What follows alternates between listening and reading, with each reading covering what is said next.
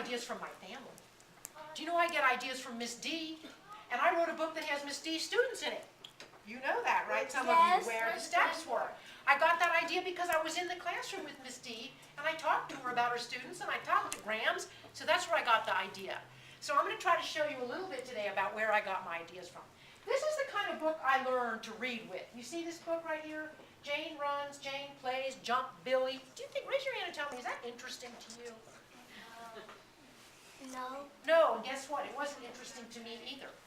And when I was in first grade and we had to read this, I thought, this doesn't have a story. Nothing happens in this book. So I was not at all interested in this story when I was a kid. So that's when I started two things, taking library books to school, so that if I got bored with what I was doing, I always had a good book to read that I liked. And I was a real library person. We went to the library all the time. And the other thing I started doing was thinking of my own stories. So if I got bored, I just sort of think about another story of my own. And I started writing stories when I was about the age that you are now. And I want to tell you, when I turned 8, I got one of the best birthday presents I ever had. And I got it from my sister, Miss D. And it was a notebook. It was a simple present, okay? It was a notebook about that big. Do you remember it? It was blue. Oh, yeah, absolutely. It was blue on the cover. And on the cover, she wrote, "For your poems" on it. And I wrote all my poems in that notebook, and I kept them for years, when I was 8, when I was 9, when I was 10, and I still have that notebook full of poems. So if you like to write poems or stories, all you need is paper, pencil, and an imagination.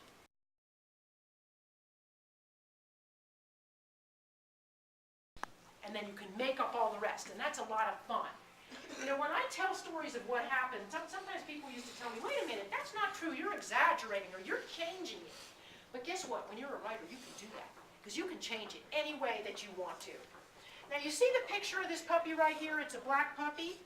And you see this puppy was a white puppy? I changed the color. Well, why did I change the color? My neighbor had a black puppy, and so I thought I would make my puppy like hers. So I combined my neighbor's puppy and that puppy at the gas station into the character in my book. So when you write a book, you can combine people. You don't have to write about just one person. I think another reason I made the dog black instead of white is because when you draw a white dog on a white piece of paper, it doesn't show up. So I think it was a simple reason like that. Somebody's Puppy, the sequel to Nobody's Puppy. I wrote a second one, and it was longer than my first one. And then when I got older, I wrote a really long story with my best friend. Now tell me, raise your hand and tell me how two people can write one story. Usually you write by yourself, right? But how does it happen that sometimes two people write one story, and maybe you could even do that at school? How do two people write one story? One of them could be the illustrator and one could be the writer. Now that's an idea, but that's not what we did because we had no pictures in here. Anybody else an idea how two people are going to write one story? Yes? One person tell them the stuff to write down, like. Okay, you can collaborate on your ideas. You can talk about it, and that's what we did. My best friend lived near me, and she wrote one chapter. This is her handwriting. Then she brought me the notebook, and I wrote the next chapter. And we had so much fun. We filled the whole notebook like that. We called it the novel because we couldn't think of a title. So you can write a story with a friend. You can write with 2 friends. You can write with 5 people. You do not have to write it by yourself. Now raise your hand again if you like poetry. Okay, we've got some poets in here. You can put your hands down. You know that sometimes you write free verse and sometimes you write rhyming poems, right? This is a poem I wrote in 4th grade, so a little older than you are now, about my favorite color. So I'm going to read it to you, and then I'm going to ask you if you were going to write a poem about your favorite color, what you would write, okay? Blue is my favorite color, the color of the sky, and here and there a cotton cloud drifts by. The color of the ocean, the color of a lake. Add red to it, and purple it will make. Blue is in our flag, proudly it stands, over the sea and over our land. Blue is my favorite color, as you can plainly see, as it waves over our country and waves over me. So if you were going to choose to write about your favorite color, what is that color and why? You have to think about why you like the color that you like. Yes? Red because Valentine's Day. Red for Valentine's Day. That would be a wonderful title for your poem. Then you could write about all the red things for Valentine's Day. Or you could write about other things that are red. Yes? White. White for snow? Is that what you were thinking? Okay. yellow because bees, they get honey from flowers. Bees, flowers, honey. You've got 3 yellow things right there. Anything else you can think of that would be yellow to put in that poem? We can help you with ideas. Anything else for yellow? Yes? Sun. The sun.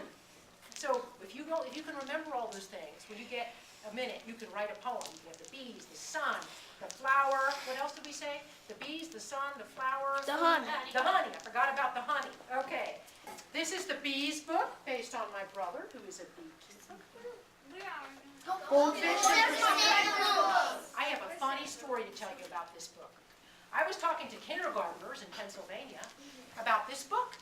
And this little boy, he's waving his hand, waving his hand, waving his hand, and finally I called on him, and he said, Miss Chang, your book makes me sad because the white fish died. And I thought, what is this boy talking about? You guys remember the story, right? No fish dies in the story, right? So I couldn't figure out where he came up with that, because sometimes really little kids make up stuff. So I thought he just made it up, but he was serious, and he said, I know the white fish died, and that makes me so sad.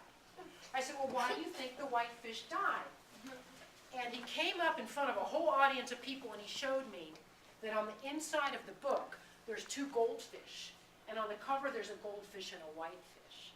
So his conclusion was that the white fish died. And guess what? That's a mistake in the book. And it took a 5-year-old to find it. So you might find a mistake. And I called my publisher, I called Louise, and I said, there's a mistake in the book. She said, what? And I said, the color of the fish changed. Fish don't just change colors, right? And she said that when they reprint the book, they'll change.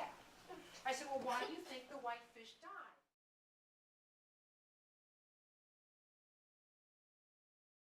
A picture that in some way relates to the poem. Okay. Like that? And then you make a fin? Does it always have fins? Yes, sometimes. Okay, I should look at it. All right, I anyway, okay, we'll just say it's okay. And let's say I want to make some water, okay?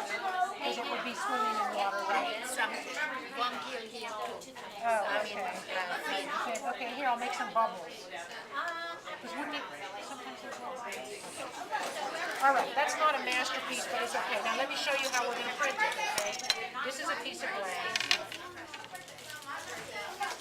Okay, I'll put the ink on here.